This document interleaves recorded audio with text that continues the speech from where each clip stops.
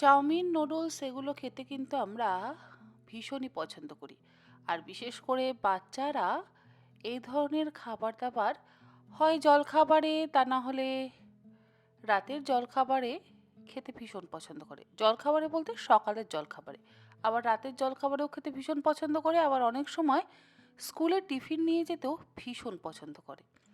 তো আজকে আমি আপনাদের সাথে ঠেচা হাক্কা নুডলসের রেসিপিটা শেয়ার করছি।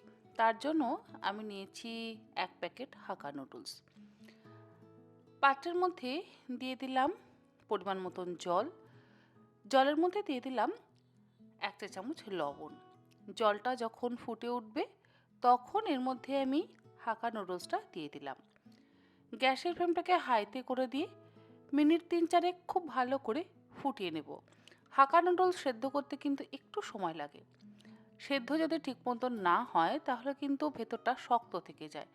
তাই ৩-৪ মিনিট হাই ফ্লেমে ভালো করে ফুটিয়ে হাক্কা নুডলসটাকে সেদ্ধ করে নিতে হবে।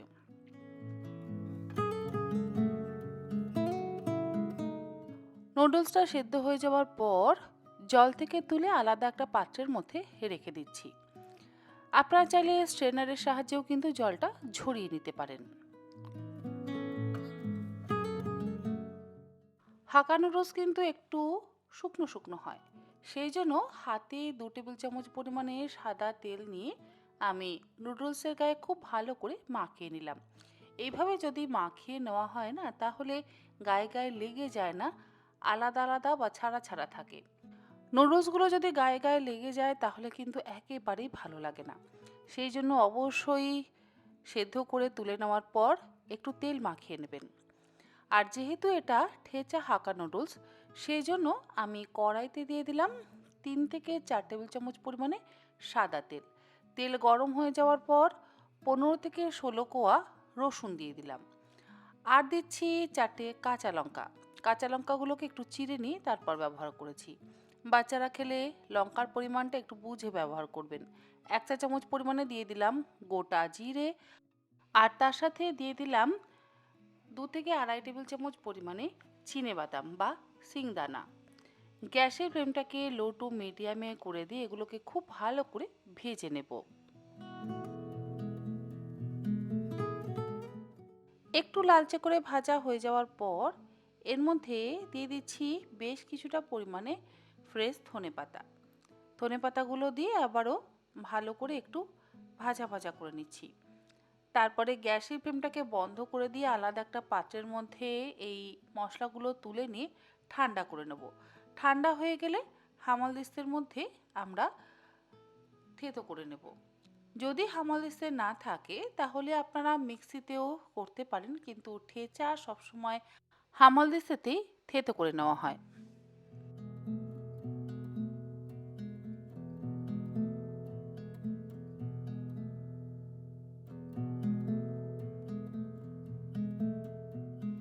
কড়াইতে বাকি যে তেলটুকু রয়ে গেছে সেই তেলের মধ্যে দিয়ে দিলাম আরও ১ চা চামচ পরিমাণে সাদা তেল। তেল গরম হয়ে গেলে এর মধ্যে ১/২ চা চামচ পরিমাণে কাশ্মীরি লঙ্কার গুঁড়ো দিয়ে সেটাকে তেলের মধ্যে ভালো করে মিশিয়ে নিলাম। এরপরে ঠেচাটা দিয়ে দিলাম। ঠান্ডা হয়ে যাওয়ার পর আমি হামালদিস্তাতে করে থেতো করে নিয়েছি। ঠেচাটা দিয়ে খুব ভালো করে একটু ভাজা ভাজা করে নিচ্ছি।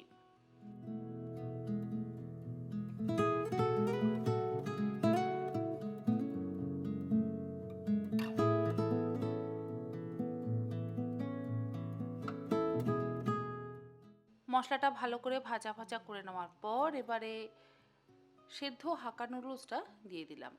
হাক্কা নুডলসটা দিয়ে এবারে ভালো করে হাই ফ্লেমে ভাজা ভাজা করে নিতে হবে। পুরো মশলাটা যাতে হাক্কা নুডলসের গায়ে ভালো করে মেখে যায় সেই জন্য কিন্তু আমাদের হাই ফ্লেমে একটু সময় নিয়ে নাড়াচাড়া করতে হবে। যদি মশলাটা নুডলসের গায়ে না মাখে তাহলে কিন্তু খেতে ভালো লাগবে না। ঠেচার মশলাটা ভালো করে নুডলসের গায়ে মাখানো হয়ে যাওয়ার পর স্বাদ অনুসারে লবণটা দিয়ে দিচ্ছি। লবণটা আপনারা চাইলে ঠেচা যখন আপনারা থেতো করবেন সেই সময় তো দিয়ে দিতে পারেন। তবে আমি লবণটা একদম শেষে ব্যবহার করছি। আর লবণটা দিয়ে এবারে ভালো করে মিশিয়ে নিচ্ছি। তবে যেহেতু হাক্কা নুডলস, এতে কিন্তু একটু তেলের পরিমাণ বেশি ব্যবহার করলে দেখতে টেম্পটিং লাগে। তা না হলে কেমন যেন একটা শুকনো শুকনো ভাব আসে। আমি এর মধ্যে 2 চা চামচ পরিমাণে অলিভ অয়েল দিয়ে দিলাম। এমন নয় যে অলিভ অয়েল দিতেই হবে, আপনারা চাইলে অলিভ অয়েলটাকে স্কিপও করতে পারেন। যে অল্প তেল দিয়ে আমি প্রথমেই হাক্কা নুডলসটা বানালাম, ঠিক সেইভাবেই কিন্তু বানাতে পারেন। অলিভ অয়েলটা দিয়ে ভালো করে মিশিয়ে নিয়ে গ্যাসের ফ্লেমটাকে বন্ধ করে দিলাম। তৈরি হয়ে গেল দুর্দান্ত স্বাদের কম উপকরণে ঠেচা হাক্কা নুডলস। রেসিপিটা কেমন লাগলো অবশ্যই জানাবেন। ভালো লাগলে নিজেরা খান, বাড়ির বাচ্চাদের বানিয়ে খাওয়ান।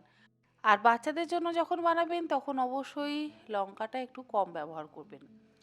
প্লেটিং করবার পর ওপর থেকে দিয়ে দিচ্ছি আবারও সামান্য পরিমাণে একটু ধনেপাতা কুচি।